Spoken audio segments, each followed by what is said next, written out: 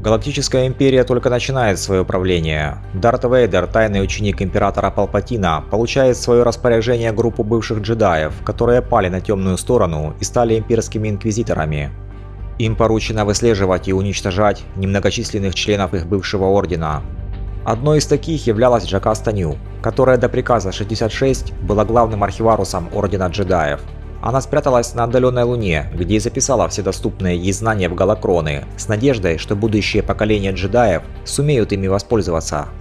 Оставалась последняя и самая сложная задача – вернуться в разрушенный храм джедаев, чтобы попытаться добыть составленный прямо перед чисткой список чувствительных к силе детей, тех, кто спустя годы сможет возродить Орден. Друг, если ты давно смотришь канал, но по какой-то причине еще не подписан, то сейчас самое время нажать на красную кнопку под видео, а мы продолжаем.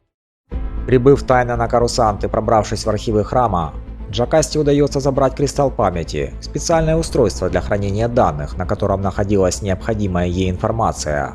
Покидая хранилище, она замечает сидящего за столом Гранд-Инквизитора, который разбрасывался книгами из архива. Смотря на такое издевательство, джедай не смогла совладать с эмоциями и набросилась на него с мечом в руках.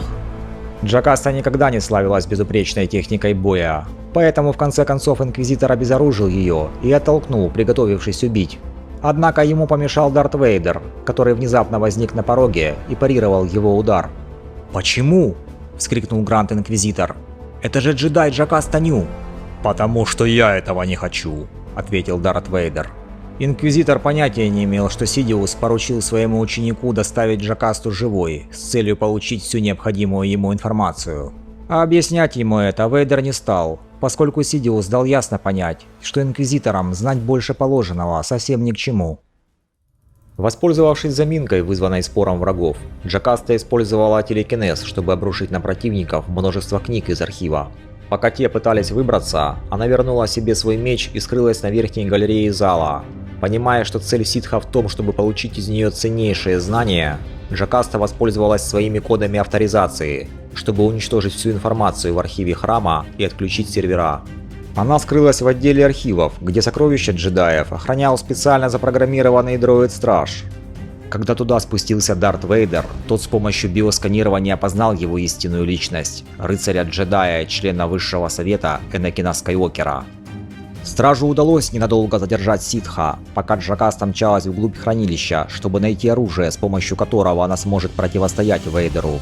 Она услышала, как дроид громко произнес: «Прошу прощения, рыцарь Скайуокер. Ваше присутствие в данном хранилище не санкционировано». «Скайуокер?» – произнесла Джокаста. «О боже, это очень-очень плохо». Мастер Ню понимает, что времени у нее практически не осталось, но продолжает поиски. И наконец видит длинный ящик, в котором находится необходимая ей вещь. Темный лорд следует за ней по пятам, однако Джокаста не собирается прятаться. Она уже приготовила для Вейдера смертельный сюрприз – древнюю винтовку, которая хранилась в архивах храма и позволяла стрелять из светового меча. Зарядив ее своим собственным оружием, Джокаста открыла огонь по Вейдеру. Первый же выстрел, который он попытался отразить своим световым мечом, отбросил его, после чего Вейдер лишь уворачивался от заряда в винтовке. Спустя несколько минут меч Джокасты пришел в негодность, и она потеряла возможность отстреливаться от ситха. Тот сразу же воспользовался этим и обезоружил женщину, притянув винтовку с помощью силы. В последний момент он заметил, что мастер Ню активировала самоуничтожение оружия и успел отбросить его в стену за мгновение до взрыва. Воспользовавшись прикрытием поднявшейся пыли, Джокаста Ню схватила один из мечей, лежавших в хранилище, и спрыгнула с ним в образовавшееся отверстие в стене. По ней немедленно открывают огонь бойцы Корусантского гарнизона, оцепившие здание храма. Тем временем в пробоине появляется фигура Темного Лорда, светящимся клинком в руке. «Еще один джедай, пристрелите его!» – командует кто-то из клонов. И Вейдер тут же попадает под шквальный бластерный огонь. Командор Фокс, командующий Корусантской гвардией, наблюдает в бинокль, как клоны оттеснили Джокасту к краю площадки, после чего переводит взгляд на дыру в стене храма и видит Темного Лорда, которого пытаются убить свои же солдаты. «О нет! Доставьте нас туда немедленно!» – командует Фокс. «Всем бойцам! Прекратить огонь по цели на стене храма! Он свой!» Как только патрульный транспорт приблизился к стене, Вейдер сразу же перебрался в него.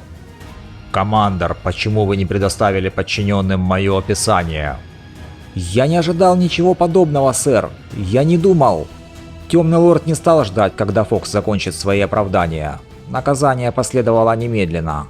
«Всем войскам прекратить огонь. Это особо важная цель. Джедай нужна живой», – передал приказ Вейдера пилот транспорта. Тем временем, зажатая со всех сторон Джокаста выронила свой меч и, чтобы избежать плена, предприняла попытку упасть с огромной высоты. Но Темный лорд удержал ее телекинезом и притянул на борт патрульного транспорта. Обыскав Джокасту, клоны находят кристалл памяти и передают его Вейдеру. Быстро отсканировав содержимое, он произносит: «Этот список содержит имена, места и даты рождения, недавние даты рождения. Это дети, цели Ордена Джедаев, чувствительные к силе. Что вы собираетесь сделать? Завербовать их?»